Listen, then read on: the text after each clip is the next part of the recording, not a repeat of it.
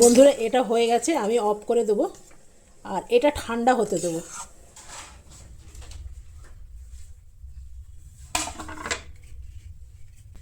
বন্ধুরা আজকে বানাবো দুধ পুলি। অনেকে শক্ত হয়ে যায় না, মানে কেউ বানালেন ঠান্ডা হয়ে যাওয়ার পর শক্ত হয়ে যায়, কিন্তু আমি এমন বানিয়ে দেবো 2 দিন রাখলেও কিন্তু শক্ত হবে না। তো চলুন কী করে বানায় সেটা একবার আপনাদের দেখাবো। তো প্রথমে একটু জল বসিয়ে দিই।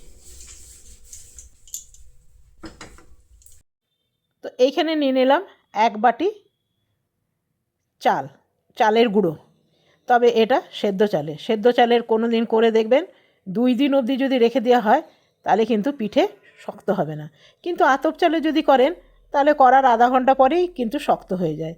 আর এটা 2 দিন যদি রেখে দেন তাও কিন্তু পিঠে শক্ত হবে না। তো এটা আমি 1 বাটি নিলাম, যেহেতু দুধ পুলি করব খুব বেশি নিলাম না। আর এখানে যেই চালেরতে আমি মাপ করলাম আটাটা, চালের গুঁড়োটা, সেটাতেই আমি জল নিলাম 1 বাটি, সামান্য নুন দিলাম। এরপরে এটা দিয়ে দিলাম চালের গুঁড়িটা। ব্যাস, এটা দিয়ে আমি একটুখানি নাড়াচাড়া করে গ্যাসটা বন্ধ করে দেবো। দিয়ে আমি এটা আধা ঘন্টার জন্যে একদম ঢাকা দিয়ে রেখে দেবো, চাপা ঢাকা। ব্যাস, খুলবই না। আধা ঘন্টা পর আমি ফিরে এলাম আর একটু জল গরম করে নিলাম। এরপরে এখানে বসিয়ে দেবো দুধ পুলির জন্য দুধটা। বেশ খানিকটা জল দিলাম, বেশি করেই জল দিতে হবে।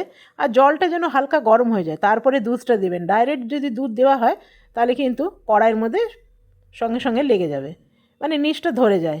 এরপরে কড়াই থেকে আমি যে চালের গুঁড়োটা করে রেখেছিলাম সেটা থালার মধ্যে ঢেলে নিলাম।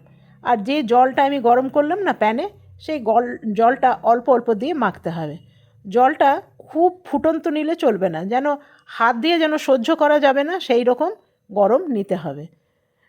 তো এটা মাখতে হবে প্রায় 15 থেকে 20 মিনিট। যত ভালো করে থাসা হবে পিঠে কিন্তু ততই নরম হবে। প্রায় আমার 15 মিনিট ধরে আমি এটা মেখে নিয়েছি, অনেকক্ষণ ধরে মাখতে হয়েছে। এরপরে আমি পিঠেগুলো বানিয়ে নেব। আর একদম নরম তুলতুলে হবে। আপনি এই ট্রিক্সে করে দেখবেন, তারপরে আমাকে বলবেন যে না আমি এভাবে করেছি কিন্তু হয়নি। তো দেখছেন কত কম চালের গুঁড়ো নিতে কিন্তু অনেকটাই হবে। এই যে দেখছেন সাইড থেকে ফাটেনি, যখন জানবেন যে ফাটছে না তখন বুঝতে হবে যে এটা মাখাটা কিন্তু পারফেক্ট হয়েছে। আমি একটু গুঁড়ো দুধ দিয়ে দিলাম। গুঁড়ো দুধ দিলে না খুব সুন্দরভাবে দুধ পুলিটা মানে পায়েসটা খেতে ভালো লাগে। তবে আমার ক্ষীরটা আগেই বানানো ছিল, সেই জন্য আজকে বানিয়ে দেখালাম না। আর ক্ষীর বানানো তো আপনারা সবাই জানেন, সেই জন্য ক্ষীরটা বানানো আমি শেয়ার করলাম না। এরপরে ছোট্ট ছোট আমার মা করতো ছোট ছোট, সেই জন্য আমারও অভ্যাস আছে দুধ পুলির যে পিঠেটা হবে সেটা খুব ছোট ছোট, যাতে চামচে করে উঠালে আপনি খেতে পারবেন, মানে কেটে খেতে হবে না। আর খুবই ছোট ছোট, এর চেয়েও ছোটো ছোটো কিন্তু আমার মা বানাতো। আপনাকে আমি দেখাচ্ছি দাঁড়ান। এই যে একদম ছোট ছোট, এগুলো করতে সময় লাগে কিন্তু খেতেও ভালো লাগে আবার দেখতেও ভালো লাগে।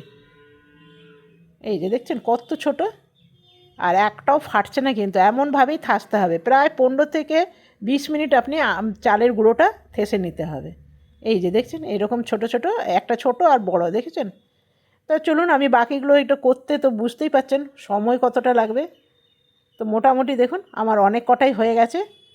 তবে ওইটা আর আমি দেবো না, এটা দিলাম না, এটা রুটি বানিয়ে নেব। চালের আটা রুটি কি দারুণ হয় না? আপনাদের এর পরের দিন আমি করে দেখাবো চালের আটা রুটি। তারপরে দুধের মধ্যে দিয়ে দিলাম পিঠেগুলো। আর দুধের মধ্যে দেওয়ার পর সঙ্গে সঙ্গে কিন্তু নাড়তে হবে, না তো না পিঠে জিনিস না সঙ্গে সঙ্গে নিচে লেগে যাবে। আর আমি যে ক্ষীরটা ছিল সেই ক্ষীরটা একটুখানি দিয়ে দিলাম, সামান্য। আপনারাও দেবেন, দারুণ হবে। যাকে দেবেন সে রেসিপি আপনার কাছে জিজ্ঞেস করবেই করবে, গ্যারেন্টি, যে কী করে বানিয়েছেন এত নরম আর এত সুন্দর। আর একটু দেবো আমি গুড়, একটু দিলাম চিনি আর একটু দেবো গুড়। গুড়টা দিলাম জাস্ট কালারের জন্যে। ব্যাস, এটা আমার কিন্তু একদম রেডি হয়ে গেছে। আমি বাটির মধ্যে ঢেলে নিলাম, তাতে তাড়াতাড়ি ঠান্ডা হয়ে যাবে। পায়েস জিনিস তো গরম খেতে ভালো লাগে না। আজকে আমার তৈরি হয়ে গেল পুলির পায়েস। এভাবে বানিয়ে দেখবেন, অসাধারণ লাগে, অসাধারণ। বন্ধুরা আমার তৈরি হয়ে গেল পুলির পায়েস। এটা 2 দিন অবধি কিন্তু এইরকমই নরম থাকবে। আপনারা বানিয়ে দেখুন, তারপরে আমাকে বলবেন যে না শক্ত হয়ে গেছে। এভাবে বানিয়ে দেখুন, খুব করে থাসতে হবে আর কি। আর সেদ্ধ চালে করতে হবে। তো চলুন বন্ধুরা, যদি ভালো লাগে একটা লাইক করবেন, সাবস্ক্রাইব করবেন, আমার পাশে থাকবেন। আজকের মতন এখানে শেষ করলাম। Bye bye.